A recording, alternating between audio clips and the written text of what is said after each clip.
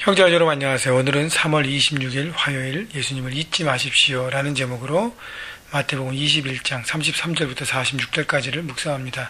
자, 고난주간 특별 큐티를 하기 때문에 말씀이 같은 본문으로 쭉 이어지지 않고 생명의 삶 만드시는 분들이 이렇게 발췌해서 부분 예수님의 그 족적을 따라서 십자가로 향하는 주님의 모습을 기록합니다. 그래서 오늘도 예수님의 그 십자가와 본문과 어떤 관계가 있고 이 본문을 통해서 그 주님을 어떻게 우리가 생각하고 묵상해야 되는지를 바라보고 그 생각을 가지고 본문을 보겠습니다. 33절 다른 한 비유를 들으라.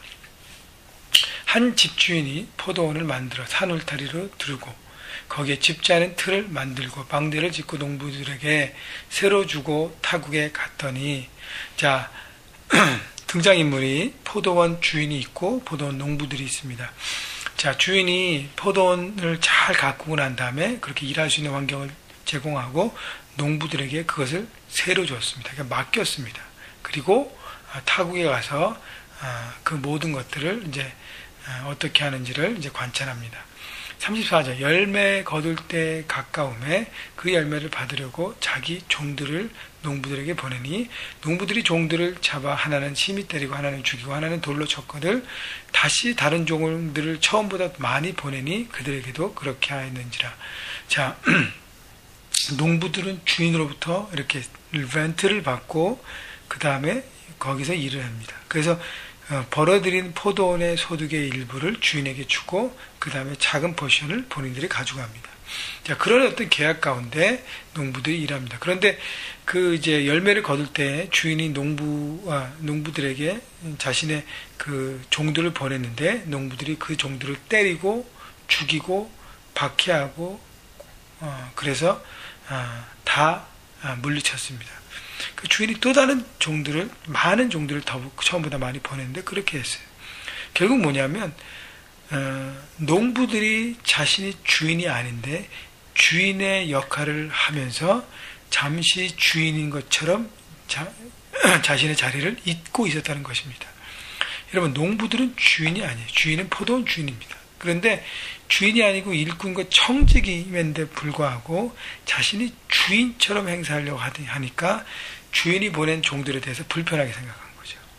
그리고 그 종들을 제거하고 본인들이 주인 되려고 했다는 것입니다.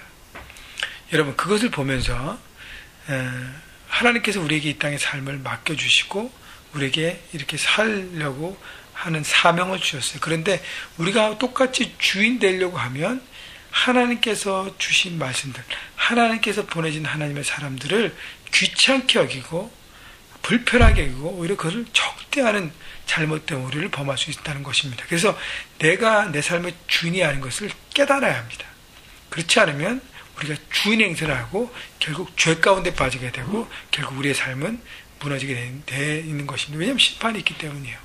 37절 후에 자기 아들을 보내며 이르되 그들이 내 아들은 존대하리라 했더니 농부들이 그 아들을 보고 서로 말하되 이는 상속자니 자 죽이고 그 유산을 차지하자 하고 이에 잡아 포도원 밖에 내쫓아 죽였느니라. 이제 마지막으로 주인은 아들을 보냅니다. 아들은 존경하고 나 대신이니까 그렇게 아들의 말을 따르겠지. 농부들은요 주인의 예상과 틀리 아들을 보고 이거 상속자고 얘를 죽이면 우리가 그 유산을 차지하고 완전히 주인의 포도를 빼앗을 수 있겠다고 생각하고 아들을 죽입니다. 여러분 40절 그러면 포도원 주인이 올 때 그 농부들을 어떻게 하겠느냐. 그들이 말하되 그 악한 자들을 진멸하고 포도원은 제때 열매를 바칠 만한 바른 농부들에게 새로 줄지니이다. 결국 그 농부들이 잊고 있는 것은 주인이 다시 와서 모든 걸 정산한다는 것입니다. 그걸 잊어버리고 있었던 거예요. 그 포도원의 열매들을 보면서 마치 자기 것인 양 착각하고 거기에 주인 되려고 집착했다는 것이죠. 결국 그것이 그들의 삶에 잘못된 결말이 오게 하는 것입니다. 여러분 이것이요 하나님께서 이스라엘 백성들에게 하나님의 복음을 맡기고 열방을 향한 축복의 통로로 쓰십니다. 그래서 그들이 하나님의 백성으로 서서 말씀 가운데 서기를 바랐는데 그들은 그렇지 않았어요. 자기들이 주인 되는 삶을 살며 자기 멋대로 살았습니다. 그래서 선지자들을 계속적으로 하나님 보내세요. 근데 이스라엘 백성들 듣지 않고 오히려 선지자들을 박해합니다. 마지막에는 예수 그리스도를 보내십니다. 근데 어떻게 되죠? 예수님은 십자가에 죽이고 자기들이 주인 되려고 합니다. 그게 바로 유대교 지도자들의 행사였어요. 바로 그것을 예수님께서 꼬집어 말씀하시는 것이죠. 그래서 주인이 그렇다면 악한 농부는 정리하고 새로운 농부들, 열매를 바칠 만한 농부들, 신실한 농부들에게 새로 준다는 것은 결국 다른 농부들에게 맡기신다는 거예요. 유대 이스라엘 민족들이 그것을 감당하지 못하기 때문에 하나님은 이방 민족을 쓰시겠다고 말씀하시는 것이죠. 여러분, 이스라엘 백성들에게는 큰 자존심 상하는 얘기잖아요. 근데 예수께서 그것을 유대 민족의 지도자들에게 정확하게 직선적으로 말씀하시는 것이죠. 40일 예수께서 이르시되 너희가 성경의 건축자들이 버린 돌이 모퉁이의 머릿돌이 되었나니 이것은 주로 말미암아 된 것이요 우리 눈에 기이하도다 함을 읽어 본 일이 없느냐. 그러므로 내가 너희에게 이르노니 하나님 나라를 너희는 빼앗기고 그 나라의 열매 맺는 백성이 받으리라. 자, 건축자의 버린 돌이 누구냐면 유대 민족이 버리고 받아들이지 않은 예수님을 얘기합니다. 그런 버렸어요. 십자가 못 받고 버렸습니다. 그러나 그 버린 돌이 머릿돌이 되었습니다. 그 십자가로 그 복음을 받아들이고 새롭게 믿음으로 선 하나님의 사람들을 통해서 하나님의 역사를 이루어 가신다는 것이죠. 그래서 하나님 나라를 유대 민족들은 빼앗기고 그 나라의 열매 맺는 백성들이 받으려는 것은 새롭게 일어나는 복음을 인해서 일어나는 하나님의 사람들, 열방과 이방과 모든 족속들 가운데 일어나는 우리가 같은 하나님의 사람들이 그 열매를 받게 된다는 것이죠. 여러분, 그렇기 때문에 중요한 것은 뭐냐면 우리 각자도 우리의 삶에 우리가 주인 되려고 하면 우리도 이스라엘 민족처럼 버림받은 민족이 될 수밖에 없다는 것이에요. 우리가 주인 되려고 할 때 하나님을 불편하게 생각하고 하나님의 말씀을 거부하고 거절하고 우리 멋대로 살아가게 되는 것입니다. 결국 하나님과 무관하게 살고 오히려 하나님을 대적하는 삶을 살게 되는 것입니다.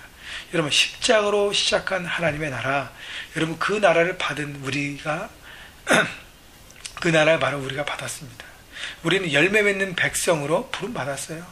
그 일을 감당해야 합니다. 여러분, 열매 맺기 위해서는요, 우리는 열심히 뛰어야 합니다.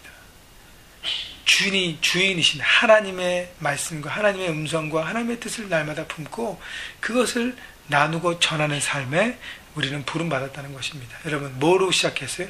십자가로 시작했습니다. 여러분, 십자가 구원을 통해서 우리는 하나님 나라의 백성이 되었고요. 하나님 나라의 사명을 받았고요. 그것을 통해서 우리의 삶에 사명과 존재가 있는 것입니다. 여러분, 오늘도 잊지 마시고 그 말씀을 붙들고 여러분 포도원의 농부처럼 열심히, 이 농부가 아니라 하나님께 기대하시는 농부처럼 열심히 그 열매를 위해서 매진하고 여러분 있는 곳곳에서 복음을 나누고 잃어버린 영혼들이 돌아오는 곳에 최선을 다하고요.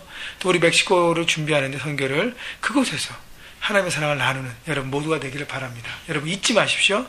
예수님의 십자가만이 바로 우리의 살 길이고 그분이 우리의 삶의 주인이십니다. 여러분, 시간과 물질과 생각과 계획과 미래와 모든 것들 주님 앞에 맡기시고 주님의 뜻 가운데 매일매일 서가시는, 순간순간 서가시는, 그래서 현장에서 하나님 나라를 이루시는 여러분 모두가 되시기를 주님의 이름으로 축복합니다.